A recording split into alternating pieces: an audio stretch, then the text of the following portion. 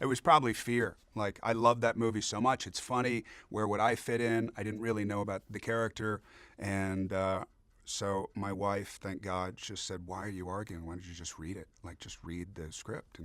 And it was right there. So I sat, I had been working a lot, so I hadn't slept very much. And I sat on my bed in this kind of prostrated manner and read it on my phone and cracked up for 2 hours and called them back and said, "I'm in."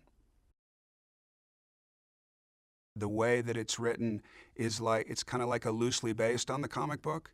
And so when we came up with the look, there's many different looks and many different iterations of Cable and where he is and Rob Liefeld and when he first produced it as opposed to where it is now. And there's this kind of gradation that you follow. There's a trajectory which would make, this last as long as it wants to last.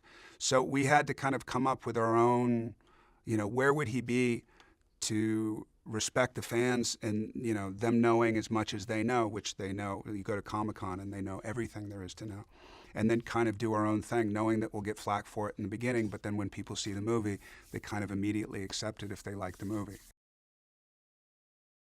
It was 3.5 hours of application every day, and probably a half an hour, maybe 40 minutes of taking it off.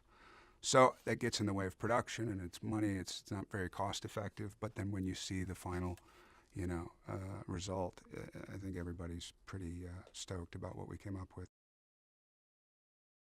It's great incentive to be able to do it. This kind of role, I haven't necessarily done anything like this. So it's a lot of fun to be able to feel like you've earned it. So there was 3 hours at the gym every day. I went in twice a day for, I think I had 11 weeks before I started. And then once we, I was in panic most of the time, but once we started, I think I got to a place that everybody was comfortable.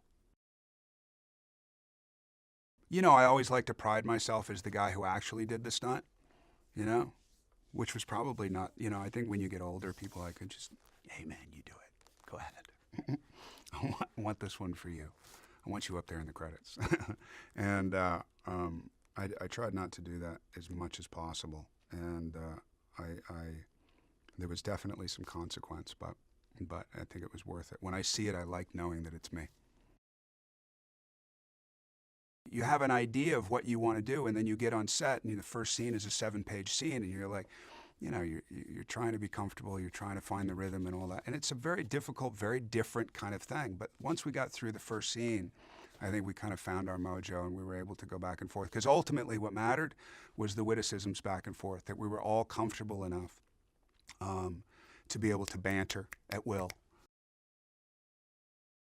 If I were to try and sell it as a certain, marketing scheme genre, I would be absolutely unable. I think and I'm not saying it's like as a selling point, but it's like, who wouldn't want to watch Deadpool?